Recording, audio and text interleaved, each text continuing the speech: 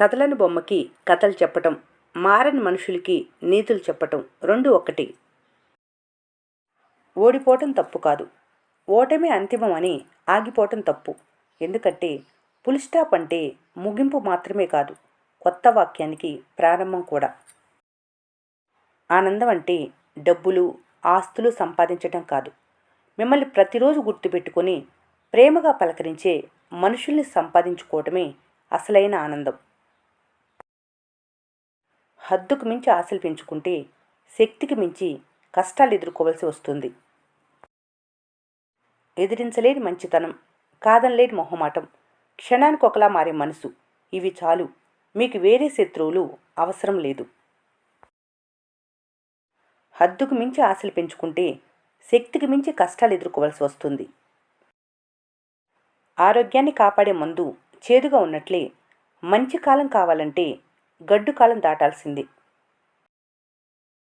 భగవంతుడు విజయాలను అందివ్వడు, విజయం సాధించడానికి అవసరమైన శక్తిని మాత్రమే ఇస్తాడు. కదలకుండా కలలు కంటుంటే మంచం కూడా చేదరించుకుంటుంది. ధైర్యంగా అడుగు ముందుకు వెయ్యి, అనుభవమో విజయమో ఏదో ఒకటి దక్కుతుంది. చుట్టూ చీకటిని ఛేదించినప్పుడే వెలుగు కనపడుతుంది. చీకటిని తిట్టుకుంటూ ఉంటే వెలుగుని ఎప్పటికీ చూడలేవు. తలదించుకున్న ప్రతి ఒక్కరూ తప్పు చేసినట్లు కాదు, తగ్గిన ప్రతివారు చేతగాని వారు కాదు. కొన్నిసార్లు నెగ్గటం కన్నా తగ్గటం వల్లనే మంచి జరుగుతుంది. మనసు ఎంత నిర్మలంగా ఉంటే దాన్ని నియంత్రించటం అంత సులభం. ఇతరులు సంతోషంగా ఉండాలని కోరుకోవటం మంచి ఆరోగ్యకరమైన మనసుకు సంకేతం. మనసును అర్థం చేసుకుని వారితో బంధం ముడిపడితే జీవితంలో అంతకన్నా పెద్ద శిక్ష ఉండదు. మీ మంచి కోసం ఆలోచించేవారుంటే అది మీ అదృష్టంగా భావించాలి. మిమ్మల్ని చూసి ఏడ్చేవారుంటే వారిలో లేని గొప్పతనం మీలో ఉందని సంతోషించాలి. సర్దుకుపోవటం అంటే తగ్గి బ్రతకటం కాదు, అది బంధాన్ని చెక్కు చెదరకుండా ఉంచే అద్భుతమైన ఆయుధం. అనుబంధాలు స్వార్థం ముందు ఓడిపోతున్నప్పుడు సంబంధాలు కేవలం లావాదేవీలుగానే మారతాయి. అలు పెరగని పోరాట మార్గాన్ని నువ్వు ఎంచుకున్నప్పుడే విజయం నిన్ను ఎంచుకుంటుంది. ఓడినా గెలిచినా నీ వెంట నడిచే ఒక స్నేహితుడు ఉండాలి. మాటలే కదా అని తేలిగ్గా తీసిపారేయకండి. ఎందుకంటే మాటలే మనుషుల మధ్య ఉన్న దూరాన్ని దగ్గర చేయగలవు, అదే దగ్గరను దూరం చేయగలవు. మాటలే మనుషుల జీవితంలో అమృతాన్ని నింపగలవు, విషాన్ని చిందించగలవు. అందుకే జాగ్రత్తగా మాట్లాడాలి. చనువుగా ఒక మాట అనలేనప్పుడు, కోపంలో ఒక మాట అంటే పడలేనప్పుడు, మనసులో ఉన్న మాట చెప్పుకోలేనప్పుడు అది పరిచయమే తప్ప ఎప్పటికీ బంధం కాలేదు.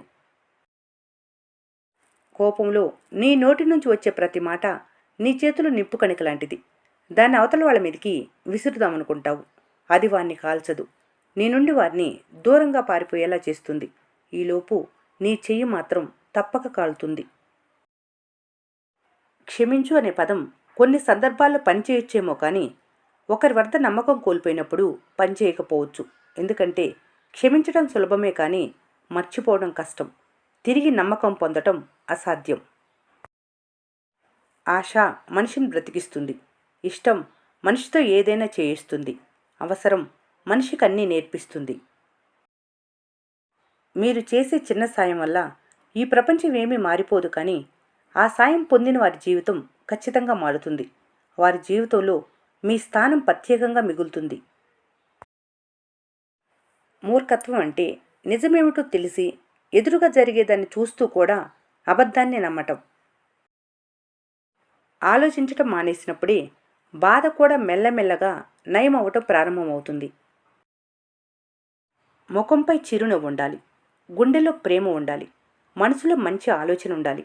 అప్పుడే మనిషి ప్రశాంతంగా ఉండగలడు. జీవితంలో పోరాడి ఓడిన వారితో సమయం గడపడానికి ప్రయత్నించండి. వారికి అనుభవ జ్ఞానం ఉంటుంది, అహం కాదు.